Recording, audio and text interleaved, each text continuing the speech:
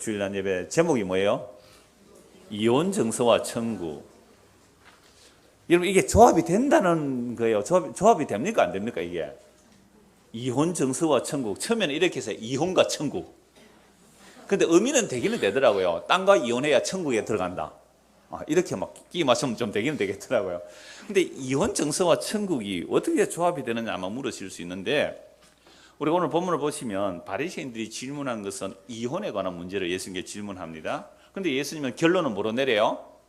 천국으로 결론을 예수님께서 내리고 계신단 말이죠.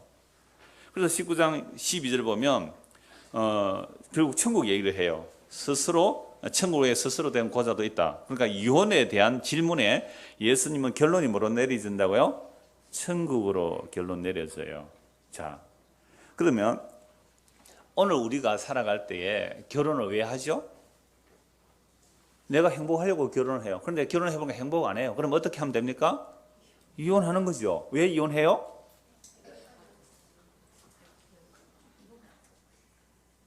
왜 이혼해요? 이혼한 사람이가 뭐 물어보죠 뭐. 행복하려고 이혼한 거예요. 그럼 이혼해보니까 행복해요? 그래서 다시 또 재혼을 한번 해보는 겁니다. 그럼 어때요? 결국 이혼을 하든지 결혼을 하든지 또는 나는 막 우리 엄마 우리 아버지 사는 거에 도저히 결혼할 마음이 없어 해서 독신으로 살든지, 이 모든 결정들은 사실은 우리는 누구를 중심으로 이렇게 결정하고 살아요? 나를 중심으로. 그래서 결혼, 이혼, 독신, 재혼, 이 모든 것들은 내가 얼마나 행복하냐 행복하지 않느냐가 목적이 돼요. 그런데 예수님은요 이혼에 관한 질문을 했는데 무엇으로 결론을 내려버려요? 천국으로 결론 내리는 거죠. 그럼 오늘 우리가 야외에 가려고 준비했는데 이게 비가 오락가락 하니까 이게 갈까 말까, 비가 아침에 조금 왔다가 지금 비가 또 안 오는데 이것 때문에 신경질 난 사람 손 들어보시죠. 저는 아닙니다.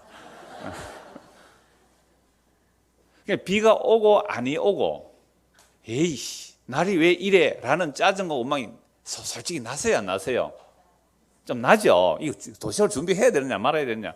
전에는 뭐 불판이라도 하면 삼겹살 구우면 쉬운데, 목사님이 또 그 공원에 가보고 불판 피우면 안 된다고 광고를 해가지고 불판도 못 피우고 웃자란 말이고, 지금 날은 추운데. 와, 열나지요? 열난다 하는 사람은 솔직한 사람입니다. 다른 사람 다 그러면서도 안 그런 척하고 앉아있는, 가면 쓰고 있는 거예요 우리는. 자, 그래서 우리는요 먹든지 마시든지 무엇을 하든지 사실은 나를 위해서 하는 거예요. 그런데 예수님은요 먹든지 마시든지 무엇을 하든지 뭘 위해서 하라고요? 하나님의 영광을 위해서 하라고. 하나님의 영광을 위해서 하는 게 뭐예요? 예수 믿고 살라 이 말입니다. 비가 오면 비가 오는 대로 예수 믿으면 되고, 바람 불면 바람 부는 대로 예수 믿으면 되고, 결혼을 하면 결혼한 대로 예수 믿으면 되고, 이혼하면 이혼한 대로 예수 믿으면 되고, 이상한 말입니다만은 독신이 되면 독신을 하는 대로 예수 믿고 살면 되는 것이, 이거 하나님의 영광이에요. 목사님 내가 교회를 어떻게 할까요? 취직을 어떻게 할까요? 예수 믿으세요. 예수 믿는 것이 하나님의 일이에요. 예수 믿는 거 하나님의 영광이에요. 여러분 예수 믿는다는 것은 나의 행위를 믿지 않는 겁니다. 하나님께서 예수 그리스도 안에서 행하신 그 일을 믿는 거예요. 이건 나는 행할 수 없다는 얘기잖아요. 그게 하나님의 영광입니다. 그러니까 예수님은 이렇게 예수를 믿어야 천국 가잖아요. 그래서 예수님은 무슨 질문을 하든지 뭐가 연결시켜요? 천국과 연결시키는 것을 보시기 바랍니다. 1절 오늘 본문 마태복음 19장 1절, 예수께서 이 말씀을 마치시고, 이 말씀이 뭐예요?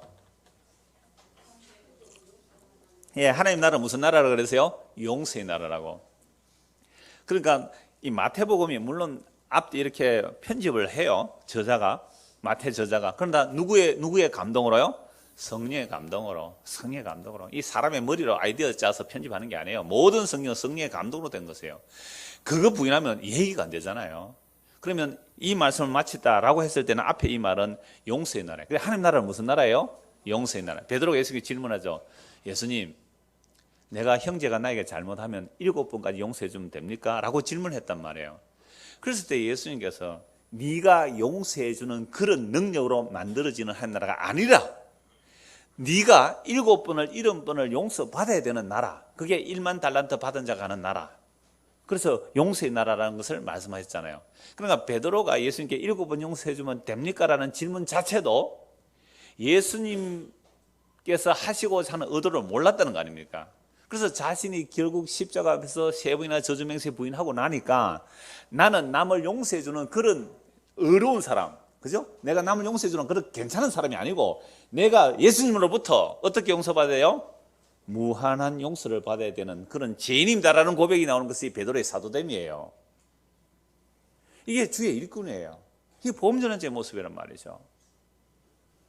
그러니까 내가 어줍잖게 몇 개 용서해줬다고 그것 가지고 자랑하고 그걸 숫자를 헤아리고 그걸 과시하고 난 너보다 낫다라고 생각하고 그게 천국 못 가는 자들의 모습이란 말이죠. 그러니까 오늘 질문도 마찬가지예요. 이혼에 대한 질문을 하는 의도가 얼마나 악한지를 봐야 됩니다.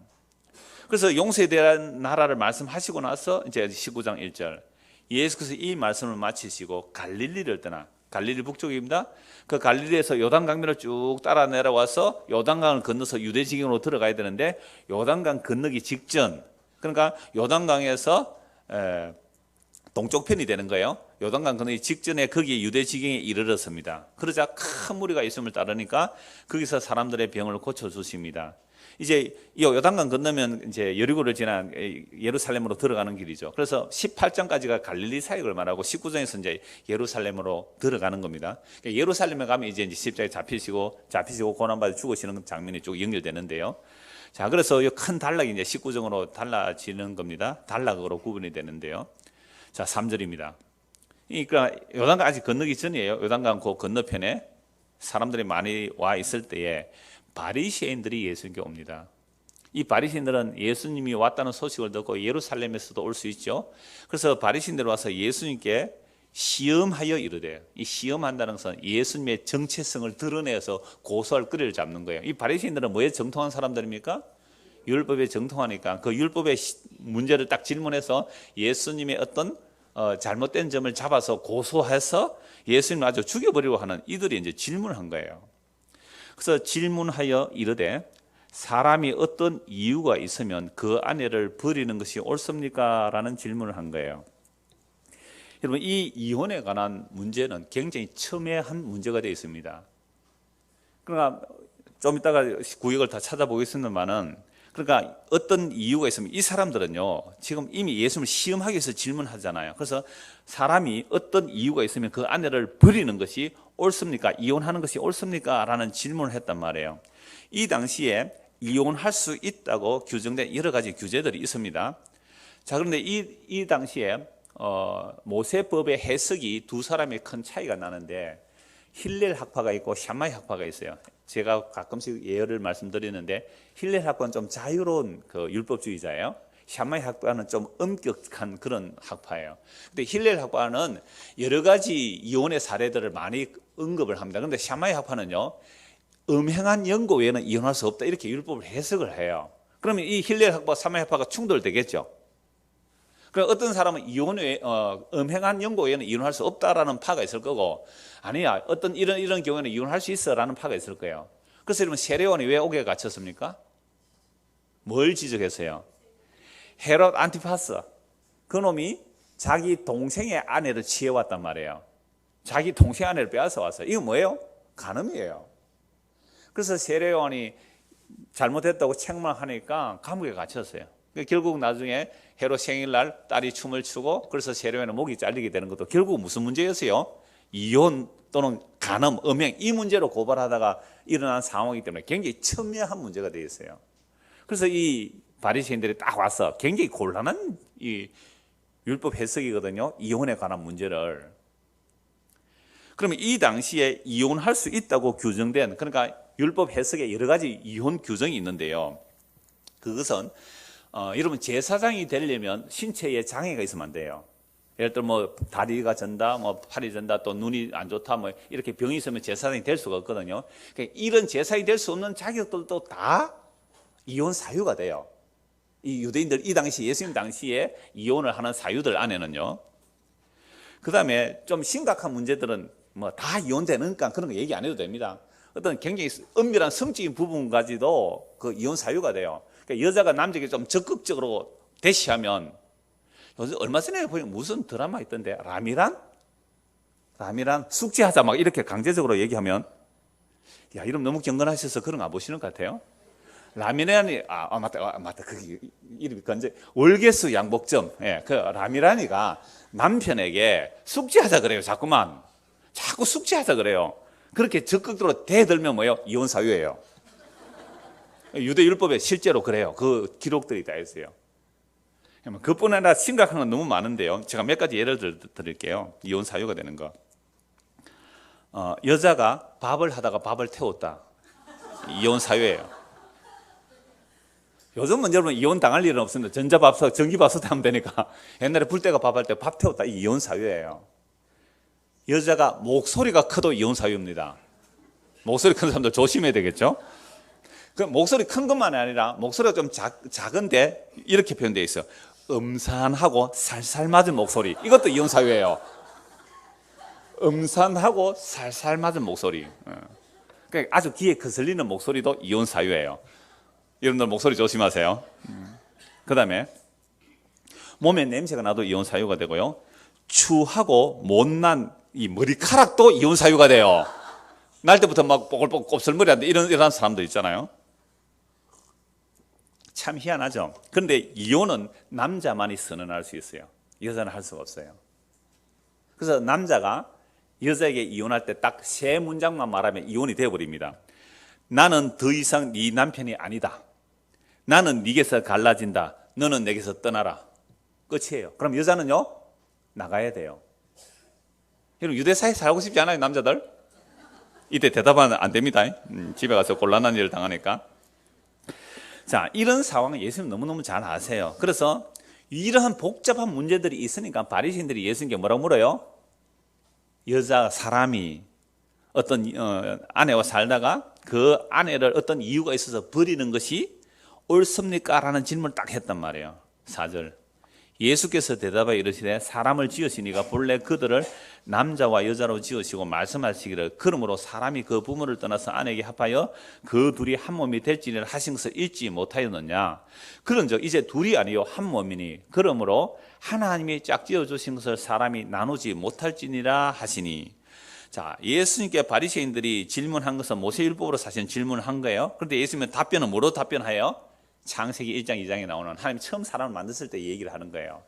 그러면 모세율법은 타락 이후에 주어진 것이고요. 예수님께서 말씀하시는 건 타락 이전에 주어진 말씀이죠. 그죠? 창세기 1장 2장, 창세기 3장에서 타락하니까. 창세기 1장 2장에서 예수님께서 하나님께서 처음 사람을 만들 때 남자와 여자를 만드시고 남자 옆구리에서 갈비뼈를 취하고 이제 너희 둘이 원래는 한 몸이었으니까 부모를 떠나 한 몸을 이루라. 이건 나중에 에베소를 찾아보겠습니다만은 무슨 비밀이에요? 그리스도와 교회의 비밀이에요. 그리스도의 교회의 비밀. 예수님의 옆구리에서 신부가 나오듯이 예수 그리스도의 그 찔린 창을 생각할 수 있잖아요. 예수님의 희생으로 교회된 신부 우리가 만들어지는 얘기를 이미 그림자로 보여준 겁니다. 그래서 타락하기 이전에 창세기의 이 말씀, 남자와 여자가 한 몸이 되면 하나님이 짝지어 준 것을 누가 못 나눈다고요? 사람이 나눌 수 없다. 이 말씀을 예수님께서 대답하신 거예요. 그러니까 이미 예수님은 타락 이전에 원래 하나님께서 아담과 하와 사람이 하나 돼서 사람이 나눌 수 없다는 이 말씀을 질문하는 사람들에게 해버림을 통하여 유대인들을 또 고발해요. 여러분 유대인들은 적어도 모세 오경 정도는 외울 정도예요. 모세 오경 정도는 외울 정도라니까요. 어려서부터 모세 오경을 그냥 외우다시피 하고 사는 사람들이에요. 그러면 창세기 1장 2장의 말씀을 알까요? 모를까요? 압니다. 그러니까 창세기 1장 2장을 너무너무 잘 알아요. 이 모세 오경이 이스라엘 백성들에게는 삶의 근간이며 율법의 근간이 되는 거예요. 그래서 창세기 1장 2절에 너무너무 정확한 말씀, 처음부터 나오는 이 부부의 이혼 문제, 나눌 수 없는 문제를 말씀하고 있는데도 불구하고 이들이 이혼을 했다는 이유는 모세 율법을 악용한 거예요. 그래서 당장 묻습니다. 7절 보십시오. 여짜오되 그러면 어찌하여? 요 대답 기다린 거예요. 그러면 어찌하여 모세는 이혼 정서를 주서 버리라 명하였습니까? 라고 질문하는 거예요. 모세율법에 이런 내용이 있거든요. 그럼 예수님께서 그들의 질문 의도를 아시고 제가 잠깐 배경을 설명했잖아요. 유대 사회는 정말 그렇게 여자를 버렸어요. 마음에 안 들면 얼마든지 이혼 정서 줘서 내가 쫓아보냈단 말이에요. 밥 태워도 내가 쫓아보냈다. 목소리 커도 내가 쫓아보냈단 말이에요. 그런 상황을 예수님이 아시는 거죠. 그래서 알면서 창세기 1장 2장으로 답을 해버리니까 이들이요, 성경 박사들입니다. 다 외운단 말이야. 그러면 모세가 이혼정서 내줘서 내보내라 한 것은 어찌 됩니까? 당신 모세율법을 안 따르는 사람이군요. 공격한 거예요. 무시무시해요. 사람들이요, 악함이 얼마나 어마어마한지. 자, 7절 보십시오. 여짜오되 그러면 어찌하여 모세는 이혼정서를 주어서 버리라 명하셨나이까? 요 근거가 신명기 24장에 나옵니다. 그 기억 신명기 24장인데 구약 한번 찾아봐야 됩니다. 신명기 24장을 보십시오.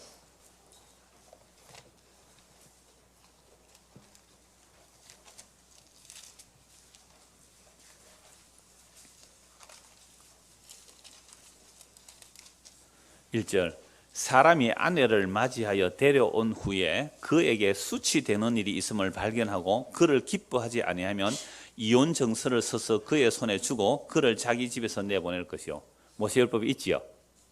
그러나 이 유대인들은 창세기도 알고 신명기 24장 1절 말씀도 알아요. 그런데 어느 말씀만 적용하고 살아요? 신명기 말씀만 적용하고 살죠. 왜요? 이것은 뭐 할 수 있어요?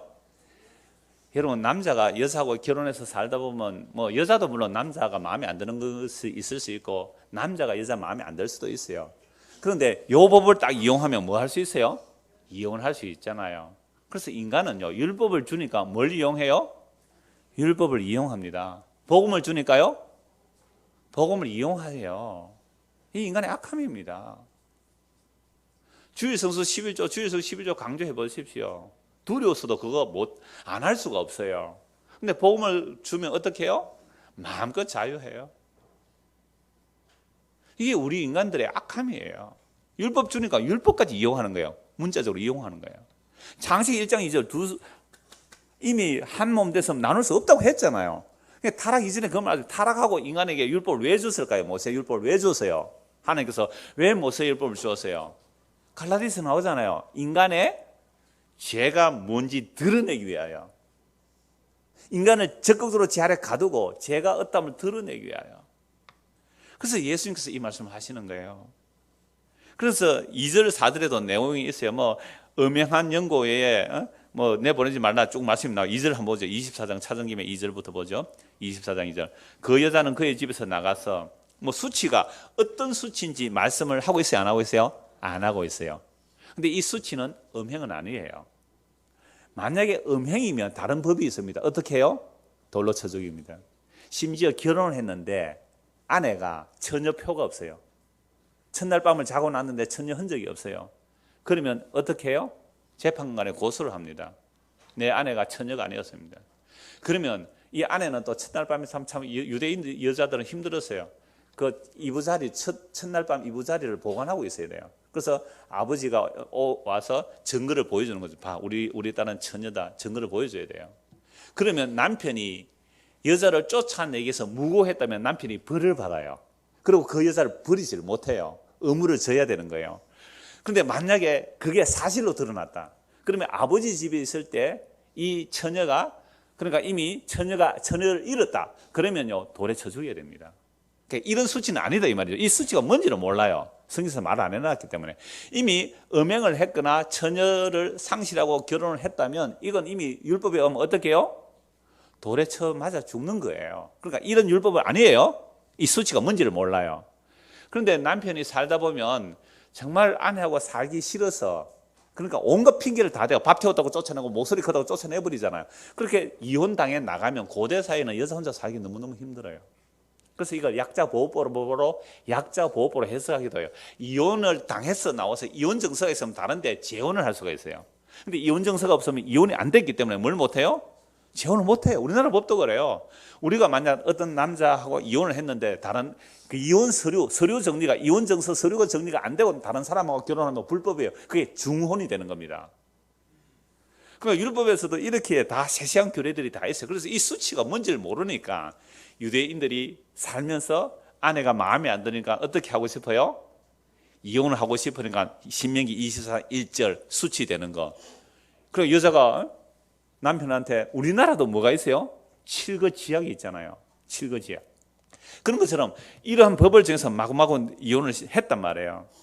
그래서 2절 그 여자는 그의 집에서 나가서 다른 여자의 아내가 되려니와 그의 둘째 남편도 그를 미워하여 이혼 정서를 써서 그의 손에 주고 그를 자기 집에 내보냈거나 또는 그를 아내로 맞이한 둘째 남편이 죽었다 하자. 그 여자는 이미 몸을 더럽혀선즉 그를 내보낸 전 남편이 그를 다시 아내로 맞이하지 말지니 이 일은 여호와 앞에 가정한 것이라. 너는 내 하나님 여호와께서 네게 기업으로 주시는 땅을 범죄하게 하지 말지니라. 자, 시민 1절 배경이 이래요. 자, 이 수치스러운이 뭔지 이제 구체적인 설명을 하지는 않아요. 그런데 유대인들은 이 율법을 이용해서 그냥 자기가 마음대로 아내를 쫓아내는 겁니다. 이혼정서 줘서 8절 보십시오. 오늘 본문 8절 마태복음 19장 8절 예수께서 이르시되 모세가 너희 마음에 뭐 때문에요? 완악함 때문에 아내 버림을 허락하였지만 본래는 그렇지 않다는 거예요. 본래 그렇지 않다는 게 무슨 말씀이에요? 창세기 1장 2장에 그 말씀이에요. 아내 둘이가 한 몸이면 안 버려진다, 하나다, 이걸 얘기하는죠. 본래는 그렇지 않다는 겁니다. 그러니까 너희의 악함 때문에 모세가 그 법을 허락했다 이 말이죠. 그럼 악함 때문이라는 것은 무슨 얘기예요? 남자가 여자하고 결혼해서, 여러분 유대사에서 결혼은요 당사자 연애에서 결혼하는 게 아닙니다. 부모가 야 너 아들 우리 아들 딸 결혼시키자 그러면 끝나요. 부모가 얘기해버리면 무조건 시집 가야 돼요. 우리도 옛날에 그랬죠. 혹시 그렇게 시집 가신 분 계세요? 옛날에 그랬다면 우리 딸 너 딸 결혼시키자 그럼 끝나요. 이건 뭐 첫날, 그러니까 첫날 밤에 남편 얼굴 보고 첫날 밤에 아내 얼굴 보는, 결혼식장에서 아내 남편 얼굴 보고 결혼하는 사람 실제로 우리 부모 세대일 때 많이 있었어요. 결혼해서 가보니까 뭐 뒤에 혹이 하나 있고 막 이렇더라고 그러더라고요. 그러면 어떻게 살 마음이 없겠죠. 그럼 쫓아내야 돼요. 어떻게 쫓아내요? 신명기 24장 1절을 가지고 너는 이렇기 때문에 나가고 쫓아낸단 말이에요. 그래서 예수님께서 하신 말씀이 모세가 너희 마음에 완악감 때문에 아내 버림을 허락했지만 본래는 그런 것이 아니라라고 말씀하셨습니다. 그래서 이 말씀은 이미 우리 마태복음 5장에서 보았습니다. 마태복음 5장에 보면 이 음행한 연고 없이 이혼하면 안 된다. 그러면 그 여자로 음행하게 하고 너도 음행하는 거다. 이 말씀을 이미 마태복음 5장에서 하셨습니다. 자, 그 다음에 9절 내가 너에게 말하노니 누구든지 음행한 이유 외에 아내를 버리고 다른 데 장가 드는 자는 뭐예요? 간음함이라. 그러니까 이 악함을 위해서 허락한 것이다. 이 악함이라는 것은 남편이 아내와 결혼했는데 아내가 너무 마음에 안 들 수 있잖아요. 그래서 아내를 몰래 폭행할 수 있잖아요. 그죠? 몰래 폭행할 수 있잖아요. 그렇게 괴롭힘을 당할 바에야 차라리 뭐 하는 게 좋아요? 이혼하면 되는데, 근데 음행한 연고 위에는 이혼 못하니까, 그죠? 음행한 연고 위에는 이혼 못하니까 수치스러운 이 말을 모세가 어떻게 해요? 넣어주었다는 거예요. 왜? 너희의 악함을 인하여. 너희의 악함을 인하여. 이것은 또 다른 말로 악함을 드러내기 위하여. 보세요. 악함 때문에 여자 약자를 보호하기 위해서 이혼정서 줘서 내보내면 재혼을 할 수도 있고 여자가 보호가 되는 거예요. 그런데 이혼정서를 안 주고 괴롭힐 수 있잖아요. 이게 얼마나 악해요. 그러니까 악함 때문에 이혼정서 허락한 것도 되고, 이 모세율법 중에서 헬라어 원어를 직역하면 너희의 악함을 드러내기 위해서 이 법을 주었다는 것도 돼요. 이게 아주 복음적이에요. 그래서 요 24장 1절 요 말씀 한 절 가지고 지 마음에 안 든다고 아까 얘기했죠. 밥 태웠다고 쫓아보내버리고 이혼정서 보내고 그렇게 한단 말이에요. 목소리 커다 내보내고 말이죠. 야, 이러면 우리 살아남겠어요? 여자분들 유대 사회로 돌아갈래요? 안 가고 싶죠? 그러니까 이러한 상황이었단 말이죠. 악함이라는 거. 그래서 율법은요, 문자는 죽이는 거예요, 영은 살리는 거예요. 문자가 죽인다는 게, 여러분 이슬람권도 지금 모세오경을 그대로 자기 법으로 봤거든요. 그래서 이슬람 사람들도 음행한 연고에 이혼할 수가 없어요. 물론 아내를 더 거느릴 수는 있어요. 왜? 모세오경에 보면 중원망이 있거든요.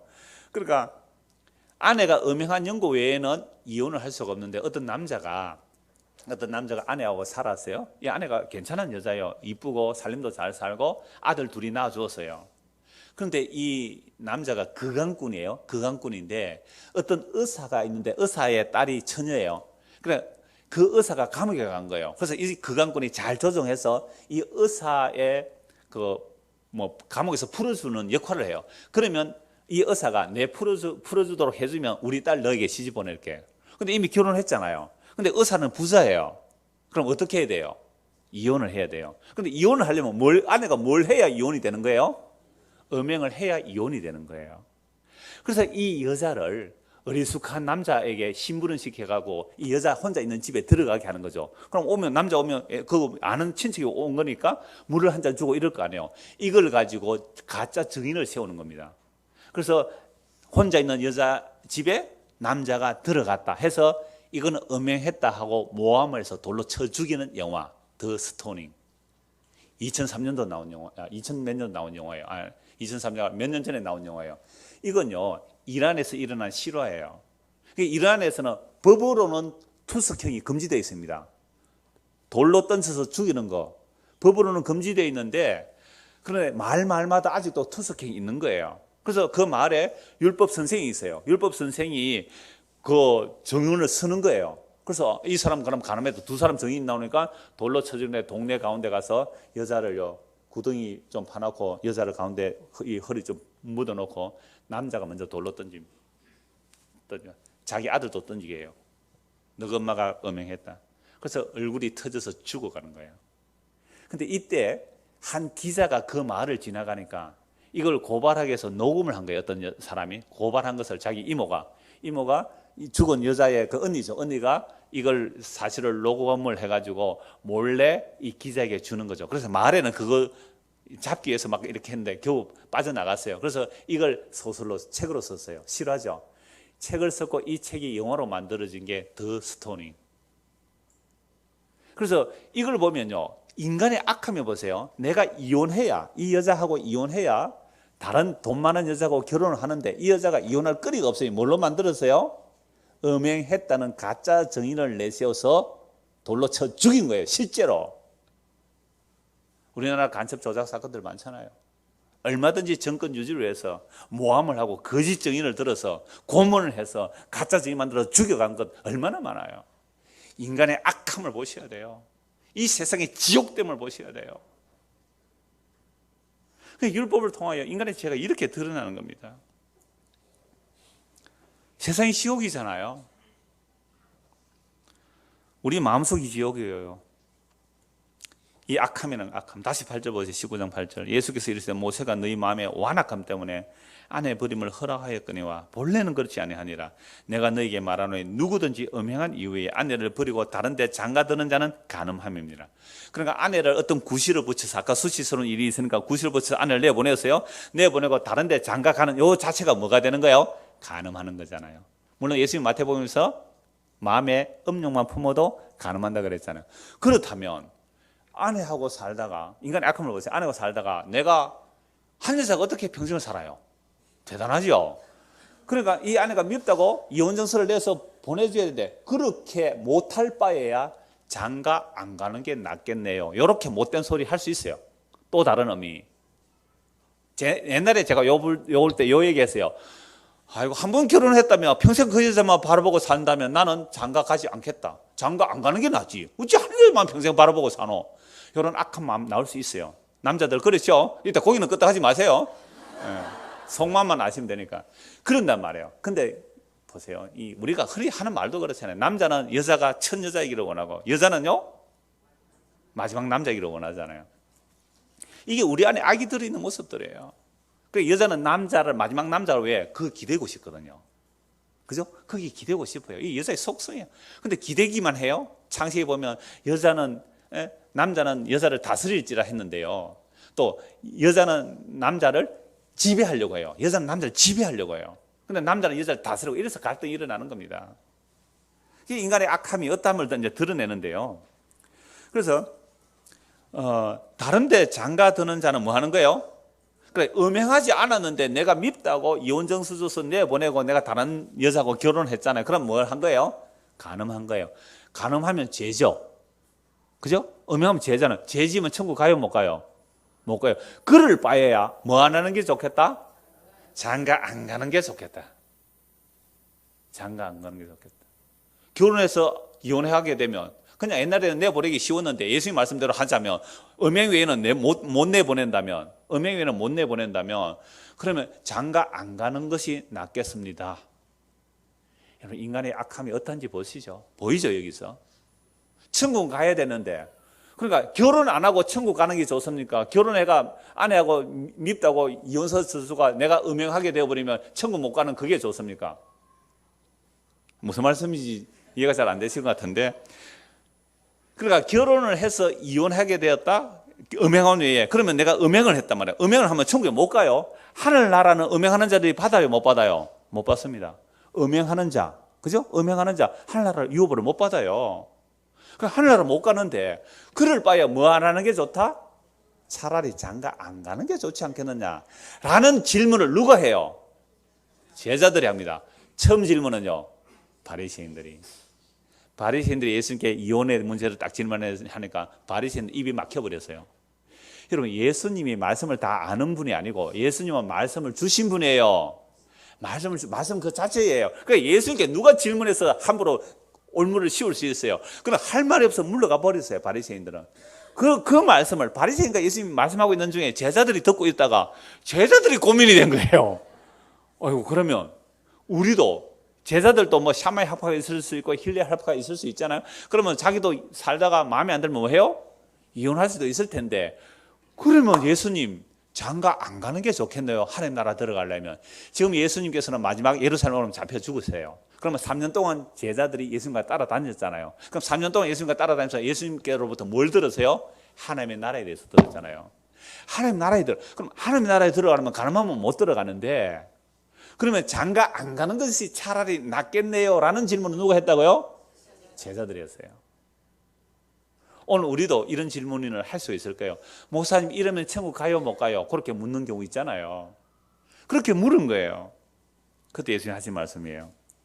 10절, 제자들이 이르되 만일 사람이 아내에게 이같이 할진대 장가 들지 않는 것이 좋겠습니다 라는 말씀을 하죠. 묻죠. 그때 예수님께서 대답합니다. 10절, 제자들이 이르되 만일 사람이 아내에게 이같이 할진대 장가 들지 않는 것이 좋겠습니다. 아니, 한번 결혼했는데 여자가 수시스러운 거 있는데 이혼증서 줘서 내보내면 얼마나 좋습니까? 남자들에게. 그것도 성경 말씀을 인용하죠. 신명기 24장 1절. 그러니까 인간은 율법을 이용하고 법을 이용하는 게 드러나잖아요. 그렇다면 아예 장가 안 드는 게 좋겠습니다 라고 할 때 예수님이 대답을 이렇게 하세요. 11절, 예수께서 이르시되 사람마다 이 말을 받지 못하고, 그러니까 천국을 위하여 장가 안 가는 것이 더 안 낫겠습니까? 라고 하니까 사람마다 이 말을 받는 게 아니고 오직 타고난 자라야 된다는 거죠. 그래서 어머니 태로부터 된 고자도 있고 사람이 만든 고자도 있고 천국을 위하여 스스로 된 고자도 있도다. 이 말을 받을 만한 자는 받을지니라. 이 꼬마들은 이 고자가 뭔지 이럴 거예요. 설명해 줘도 돼요. 요즘 애들은 너무 똑똑해가지고 텔레비 보고 다 알아요, 고자가 뭔지. 그러니까 엄마 뱃속에서 성불구자로 나올 수도 있고, 또는 내시는 다 그죠, 고자로 만들어버려. 인위적으로 내시는 고자를 만들잖아요. 또는 뭐 사고로 고자가 되는 경우도 있단 말이죠. 그런데 천국에 스스로 된 고자도 있다. 천국을 위하여 스스로 고자된 자도 있다라고 할 때에 천국을 위하여 스스로 뭐 하는 거예요? 장가 안 가는 것이다. 이걸 가지고 또 뭐 가톨릭에서는 독신자, 가톨릭 신부들은 장가 안 가잖아요. 왜? 나는 뭘 위했다? 천국을 위해서 스스로 고자 되었다라고. 그래가지고 딴짓 하잖아요. 그런 얘기 안 해요. 천국에 스스로 고자 됐다는 것이 이건 은사를 말해요. 고린도전서 7장 한번 펼쳐봅시다. 이혼, 결혼, 뭐 독신 그 전부 다 나오는데 간단하게 말씀을 보도록 하죠. 고린도전서 7장입니다.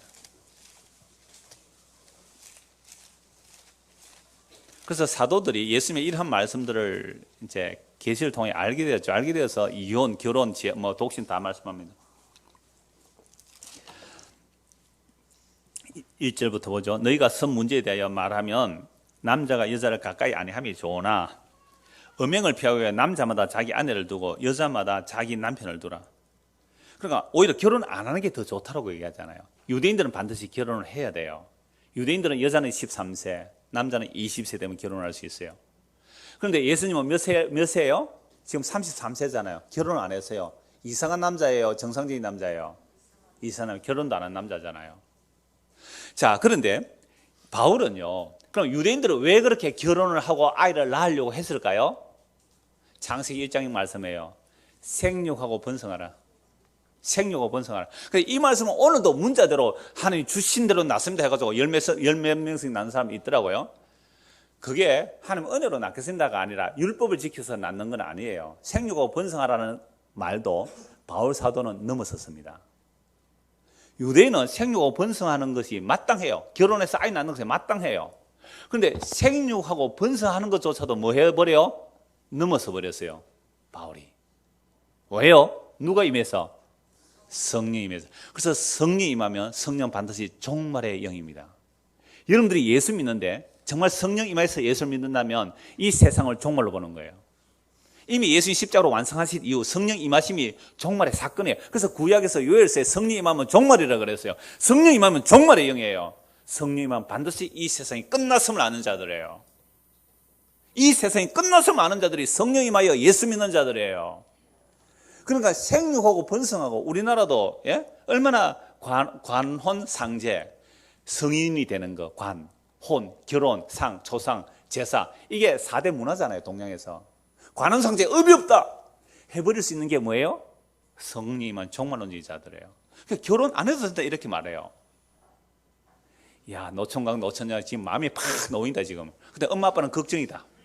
저 언제 시집 보내야 내가 끈을 붙여주고 내가 편히 쉴 텐데 그런 걱정 하지 말라고. 여러분 이런 문제 세세하게 고린도전서 7장에 다 나와 있습니다. 3절 남편은 아내에 대한 의무를 다하고 결혼했다면 몸을 주장하지 말라 분봉하지 말라. 5절에 서로 분봉하지 말라. 기도할 틈을 얻기 위해서 합의상 얼마 동안 하되 다시 합하라. 이는 너희가 절제 못함으로 말미암아 사탄이 너희를 시험하지 못하게 하라며. 우리 동기 모였을 때 자기는 왜 결혼했냐, 나는 정욕이 불불리 뜨려서 나 절제를 못하게 결혼했다는 사람 있어요. 굉장히 성경적입니다. 6절 그러나 내가 이 말을 하면 허락이요 명령은 아니라 나는 모든 사람이 나와 같기를 원하라. 나와 같다는 건 말은 뭐예요? 독신을 지어도 괜찮다 이 말입니다. 모든 사람이 이게 종말의 영이 임한 자의 모습이에요. 너무 놀라워요. 목사님 그러면 교회가 어찌 됩니까? 사람이 없어질 건데. 없어지면 뭐 문제 됩니까? 그럼 대한민국이 없어질 건데 그게 뭐 문제 돼요? 여러분 종말의 영이 임했다는 건 세상이 끝났다는 것을 아는 자들이에요. 두 사람만 고개 끄덕거립니다 지금. 나는 모든 사람이 나와 같기를 원하라. 그러나 각각 하나님께 받은 뭐요? 자기의 은사가 있으니 이 사람은 일하고 저 사람들 그러면서 시집가고 장가가는 건 죄는 아니다 이래요. 너무 기니까 간단하게 시집가고 장가가는 건 죄는 아니다 이렇게 말해버려요. 처녀가 결혼하고 싶으면 시켜도 된다. 죄는 아니다. 그런데 결혼 안 시키는 게 더 잘하는 거리다. 결혼 안 시키기 더 잘하는 것이라 그랬어요. 이걸 가지고 해석이 또 나눠져요. 바울은 임박한 종말로 논자였기 때문에 예수님 곧 재림할 거니까 결혼 안 시켜도 된다 이런 말 했다. 아니에요. 그런 거 아니에요. 그거 모르고 이렇게 했을까요? 8절 쭉 읽어봅시다. 그냥 내가 결혼하지 아니한 자들과 과부들에게 이르노니 나와 같이 그냥 지내는 것이 좋으니라. 만일 절제할 수 없거든 결혼하라. 정욕이 불같이 타는 것보다 결혼하는 것이 나으니라. 결혼한 자들에게 내가 명하노니 명하는 자는 내가 아니오 주시라. 여자는 남편에서 갈라서지 말고 만일 갈라졌으면 그대로 지내든지 다시 그 남편과 화합하든지 하라. 이것 때문에 고생한 사람 있죠. 남편도 아내를 버리지 말라. 그 나머지 사람들에게 내게 말하노니 이는 주의 명령이 아니라 만일 어떤 형제에게 믿지 아니하는 아내가 있어 남편과 함께 살기를 좋아하거든 그를 버리지 말라. 그 어떤 형제에게 아내가 예수를 안 믿어요. 그래서 아내가 그래도 나는 당신이 좋아요 하면 버리지는 말아라. 버리지 말아라. 어떤 여자에게 믿지 않는 남편이 있어요. 그런데 예수 믿지는 않아요. 예수 믿는 게 싫어요. 그런데 당신 같이 살고 싶어 하면 뭐예요? 버리지는 말아라. 자, 14절 믿지 않는 남편이 아내로 말미암아 거룩하게 되고 믿지 않는 아내가 남편으로 말미암아 거룩하게 되나니 그렇지 아니하면 너희 자녀도 깨끗하지 못하니라. 그러나 이제 거룩하니라. 혹 믿지 않는 자가 갈리거든 갈리게 하라. 이혼도 허락해버려요. 나 당신 예수 믿는 것 때문에 싫어. 같이 못 살겠어 하면 뭐예요? 헤어지도 된다 이 말입니다. 자매나 형제나 자매 이런 일에 구애될 것이 없느니라. 그러나 어떻게 헤어지라? 화평 가운데. 화평 가운데. 이 원수야 이 마귀야 하지 말고 조용하게 당신 뭐 좋은 대로 하세요. 그렇게 이혼해도 된다. 아내 된 자여 네가 남편을 구원할지 어찌 알 수 있으며 남편 된 네가 네 아내를 구원할지 어찌 알 수 있냐. 오직 주께서 각 사람에 나눠주신 대로 은사대로 하라 말이죠. 하나님은 각 사람을 부르신 그대로 행하라. 내가 모든 교회에서 이와 같이 명하노라. 할례자로 부르심을 받았느냐? 무할례자 되지 말고 무할례자로 부르심을 받았느냐? 할례 받지 말라. 할례 받는 것도 아무것도 아니고 할례 받지 않는 것도 아무것도 아니고 오직 하나님의 계명을 지키겠다면 이 하나님의 계명이 뭐겠어요? 또 율법 지키라는 말 아니잖아요. 이미 율법을 넘어버렸는데 예수 믿으라 이 말입니다. 각 사람은 부르심을 받은 그 부르심에 그대로 지내라. 네가 종으로 있을 때에 부르심을 받았냐? 염려하지 말라. 그러나 네가 자유롭게 될 수 있거든 그것을 이용하라. 1. 각주 한번 보세요. 또는 자유할 수 있어도 그대로 지내라. 저는 이 고린도전서 옛날 말씀드릴 때 이미 말씀드렸는데 너무 놀랐어요. 우리가 이 당시 종은 노예예요. 여러분 이번 구역 공부도 그런 내용 나오겠죠. 이 당시 종은 노예거든요. 그럼 노예인데 노예로 있어도 괜찮다. 이건 도대체 이 바울은 그러면 그 기득권 하에 있는 그 신음하는 자들 그 상태로 있어도 된단 말인가?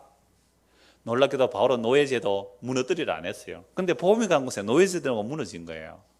그게 복음의 위력과 복음의 능력이에요.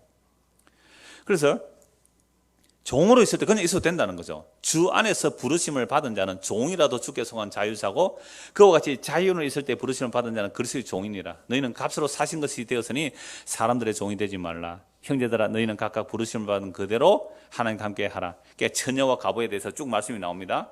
처녀가 시집 가려면 가도 된다. 뭐 쟤는 아니다. 안 가니 더 낫지 않느냐. 과부 절제가 안 되거든 재혼해도 된다라는 얘기를 하는 거죠. 35절 보십시오.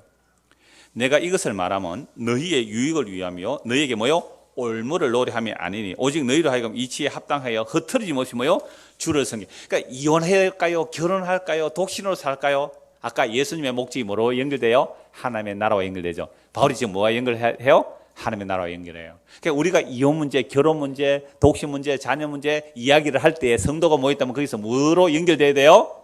하나님의 나라로. 하나님의 나라로. 그래서 제가 종종 말씀드리잖아요. 여러분 이혼했더라도 부부가 우리 교회 다니다 이혼할 수 있잖아요. 이혼했더라도 같이 교회 나와보세요. 그게 믿음이라 그랬잖아요. 그래서 이러한 쭉 제도를 바울 사도가 한 이유가 있는데 그게 29절입니다. 29절에서 31절 보십시오. 형제들아 내가 이 말을 하노니 그 때가 단축하여진 걸. 무슨 때가 단축하여졌어요? 구원의 때. 구원의 때가 단축하여진 거로. 어제보다 오늘 하루 빨라졌잖아요. 이후부터 안에 있는 자들은 없는 자같이 하며 우는 자들은 울지 않는 자같이 하며. 여러분 지난 한 주간 왜 울었습니까? 무엇 때문에 울었습니까? 세상 지 뜻대로 안 됐다고 그렇죠. 그게 얼마나 자기 중심으로 되어 있는 거예요. 우는 자들은 울지 않는 자들 같이 하며 기쁜 자들은 뭐 때문에 기뻤습니까? 세상에 조그마한 거 수입 주어졌다고 기뻤어요? 그런 것들로 기뻐하지 말란 말이에요. 매매하는 자들은 없는 자같이 하며 세상 물건을 쓰는 자들은 다 쓰지 못하는 자같이 하라. 이 세상의 외형은 지나감이라. 이 세상 모든 것이 지나가는. 이게 누가 임한 거예요? 성령이 임한 거예요. 세상 모든 것이 지나가는 거예요. 세상 모든 것이 종말의 끝을 안 거예요. 이게 성령이 임한 거예요. 그래서 세상에 생육하고 번성하는 말씀도 넘어설 수 있는 거예요. 이혼도 넘어설 수 있는 거예요. 종말의 영이 임한 거예요. 그렇다고 대충 살아라 그래서요? 아니에요. 더욱 규모 있게, 더욱 화평 가운데, 더 경건하게, 더 거룩하게 세상과 구별된 삶을 지금 바울이 말하고 있는 거잖아요. 그래서 우리는 먹든지 마시 무엇을 하든지 사실 나를 위해서 하면 예수님이나 바울 사도 같은 경우는 전부 예수님과 하나님 나라를 위한, 하나님 영광을 위한 일로 바꿔주고 있죠.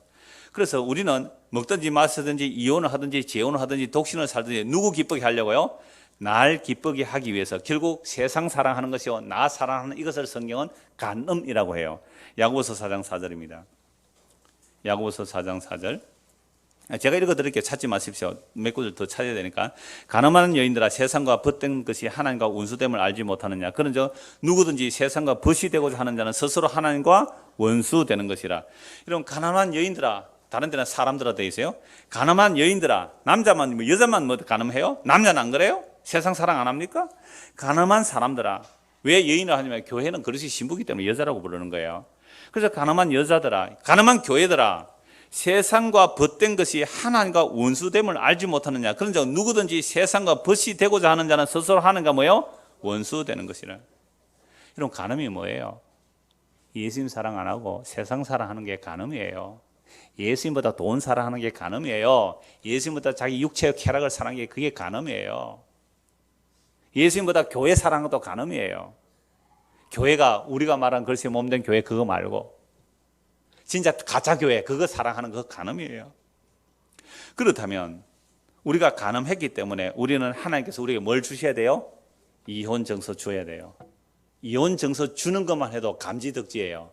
여러분, 음행을 했다면 뭐 해야 돼요? 돌로 쳐 죽여야 돼요. 돌로 쳐 죽여야 되는데 이혼 증서 줬다는 것은 굉장히 과분한 대접이에요. 이혼 증서 줘서 쫓아보내는 거. 예? 우리가 세상과 간음하는데 예수님께서 우리에게 너 이혼 증서야, 너 가, 너 나하고 상관없어, 끊어져 나가. 이혼 증서를 주는 것도 돌에 안 맞아 죽는 거니까 뭐예요? 정말로 과분한 은혜예요. 이혼 증서 줘서 쫓겨나가도.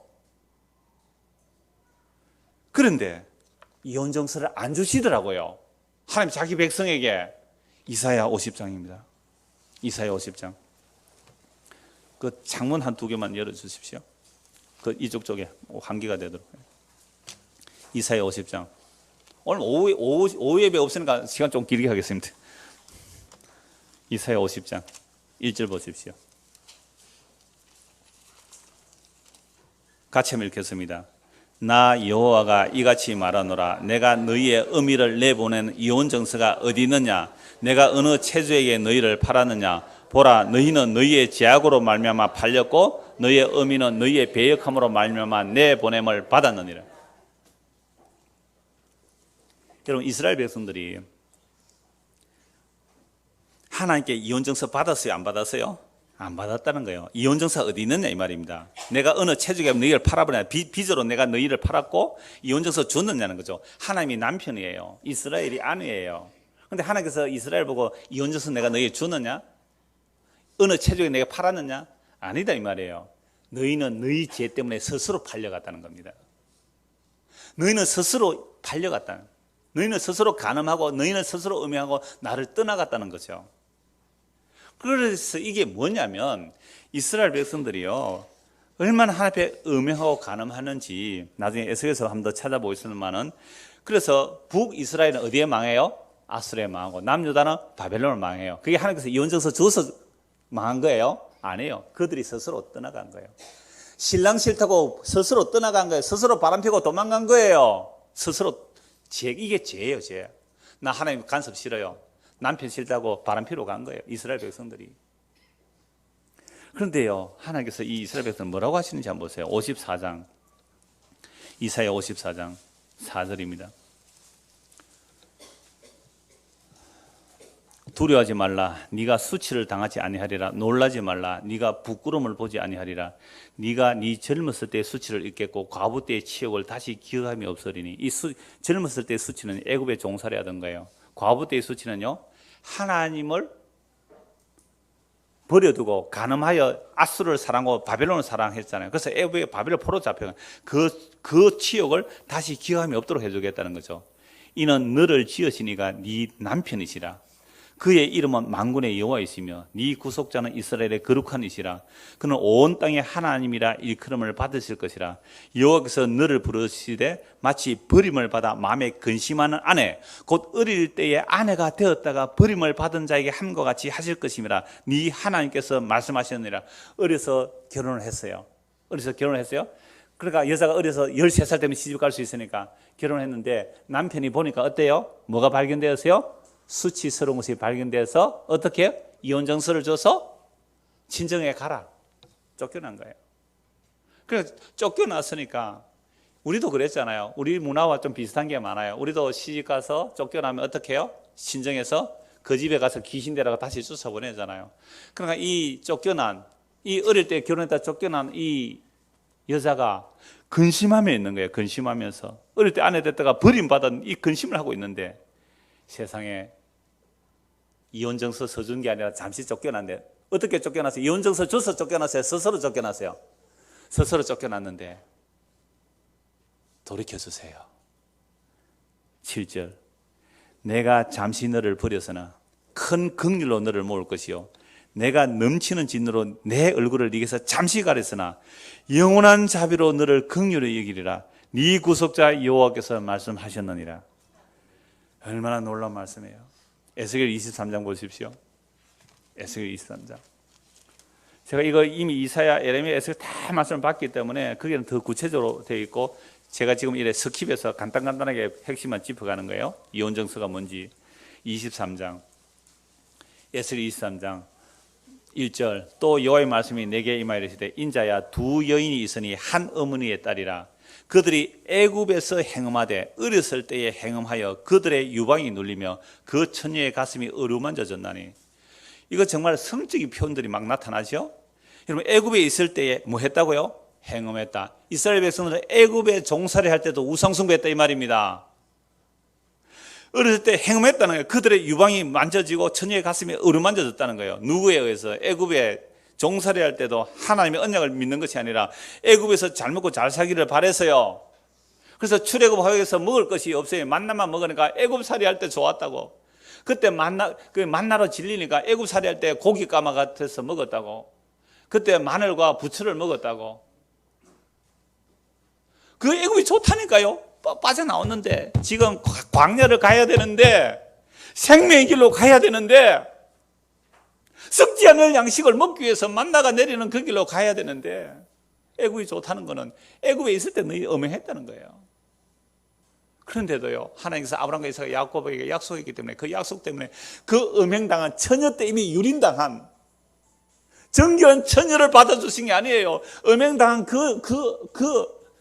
이스라엘 백성 애굽에서 하나님의 어린 양의 피로, 율적 어린 양의 피로 그 엄행한 그 버림받은 계집 아이를 어린 양의 피로 구속해내셔서 하나님의 신부를 만들었어요. 그래서 시내산 앞에서 결혼했습니다.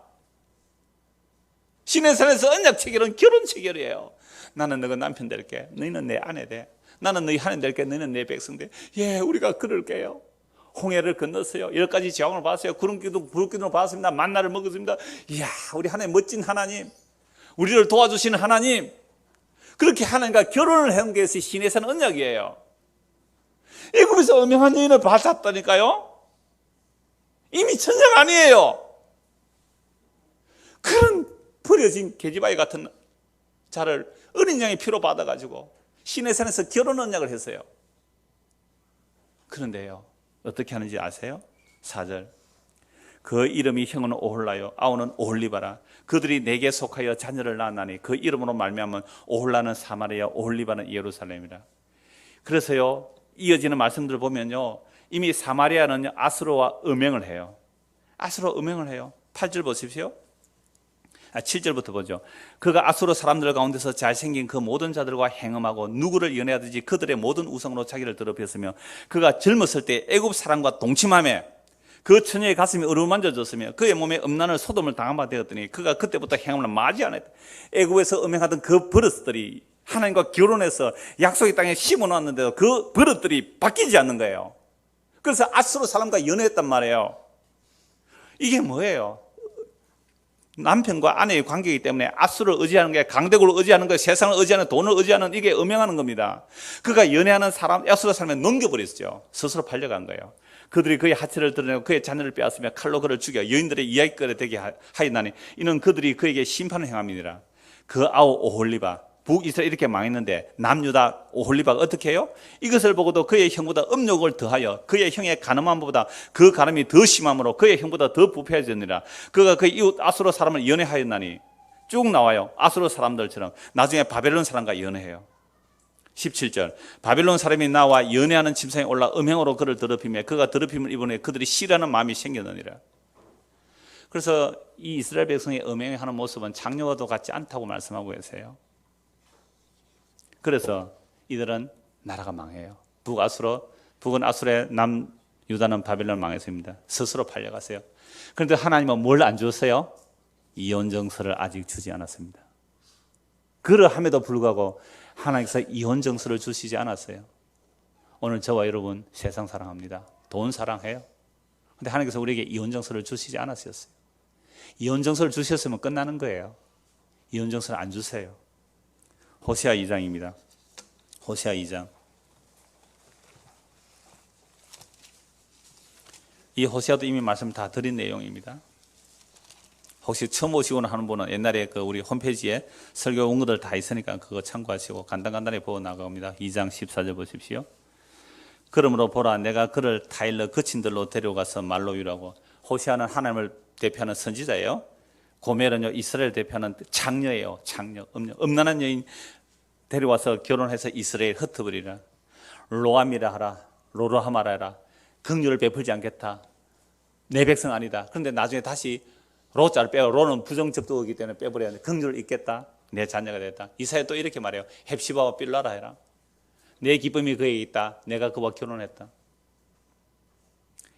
그 모든 내용들이 호세에 담고 있어요. 2장 14절.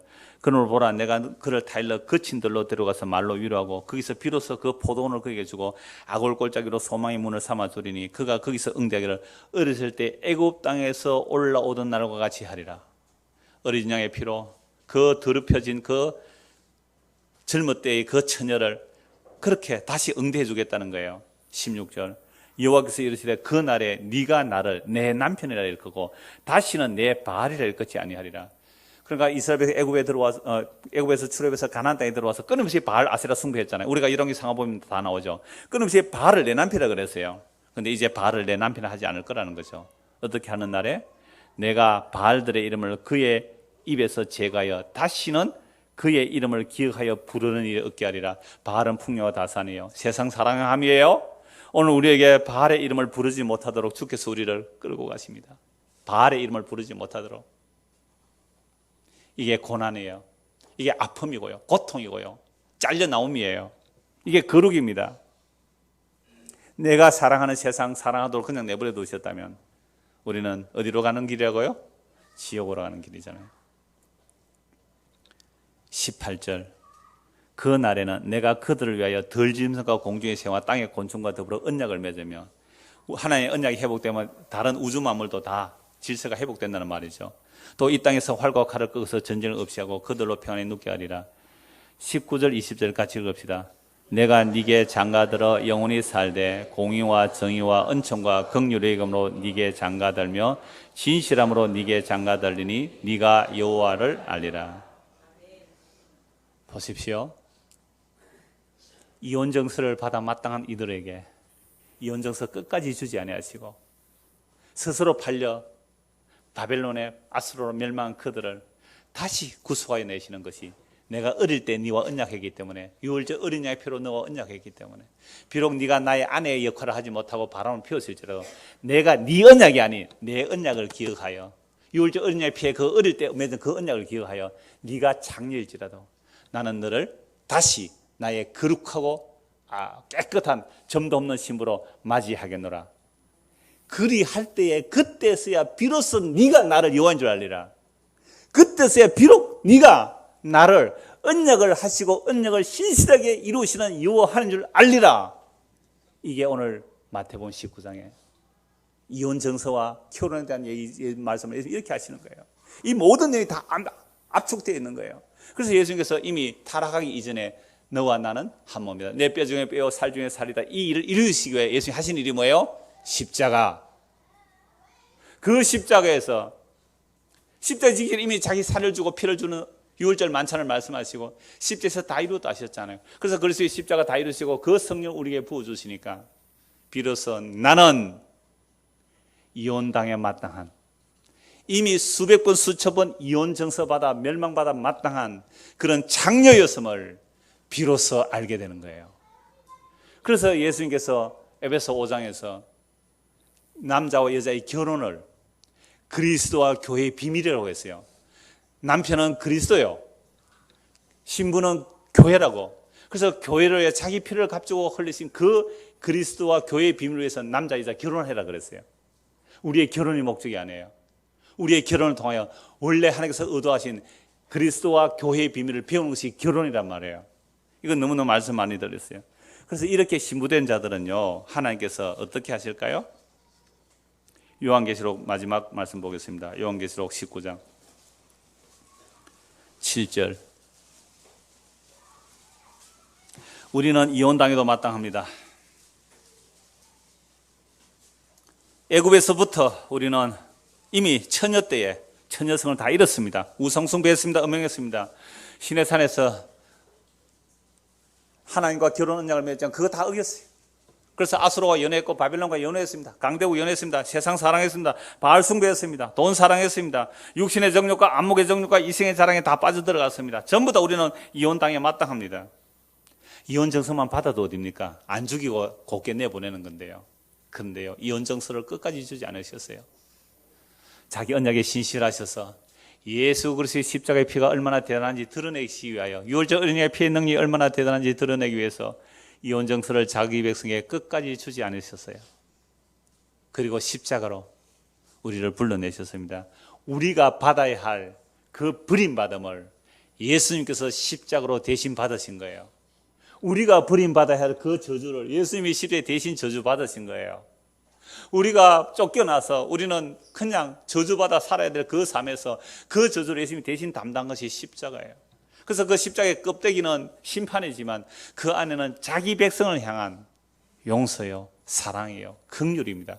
무한한 용서와 무한한 긍휼이에요. 놀랍게도 그 예수의 십자가 안에 들어오면 깨끗하대요. 천열해요. 신불해요. 점도 흠도 없는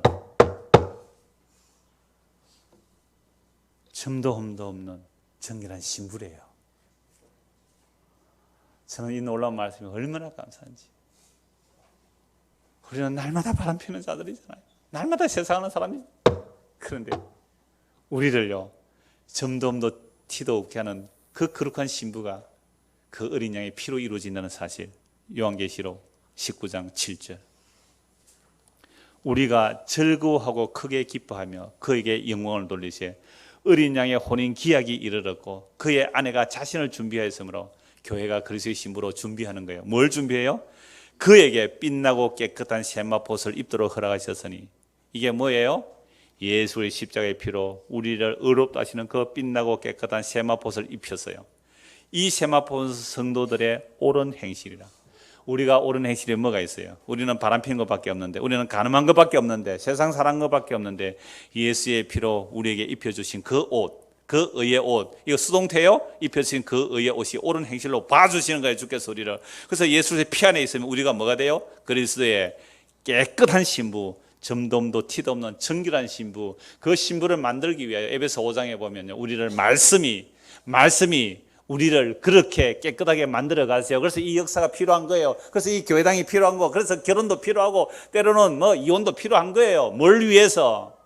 하나님 나라 어떤지 보여주기 위해서, 예수님이 우리를 사랑한 그 사랑이 얼마나 대단한지 보여주기 위해서. 저와 여러분이 정말로 성령이 임했다면 정말 나는 머리끝부터 발끝까지 장녀 중에 장녀입니다. 그런 자인데 예수님의 자기 피로 희고 깨끗한 세마포옷을 입혀주시듯이 우리를 정결한 처녀로, 점도 없는 신부로 과거를 깨끗하게 다 용서하시고 기억조차 아니하신대요. 기억조차 안 한대요. 나의 신부여, 나의 누이, 나의 신부여, 너는 나의 정결한 신부로다. 너는 나의 정결한 처녀로다. 예수 우리 십자가의 피가 이렇게 완벽합니다. 이 놀라운 은혜가 저와 여러분에게 임하기를 간절히 소원합니다. 기도합니다. 하나님 아버지, 우리는 정말 머리끝부터 발끝까지 들어온 창녀입니다. 언제 한 번이라도 세상 사랑하지 아니한 적이 없고 결국 세상 사랑선 나를 사랑한 것뿐이었습니다. 이런 바람난 여인, 이런 더러운 여인을 돌에 쳐 죽여도 마땅한 이런 자들을 예수님께서 십자가로 그 형벌을 대신 담당하시고 우리에게는 용서와 한량없는 자비를 주시고 그 십자가 피 아래 있을 때 완벽하고 거룩하고 깨끗한 점도 흠도 티도 없는 신부로 만들어내시는 그 주님의 사랑에 항복하고 무릎 꿇을 수 있는 우리 모두가 되도록 은혜를 베풀어 주시옵소서. 예수 그리스도를 받들어 기도드리옵나이다. 아멘.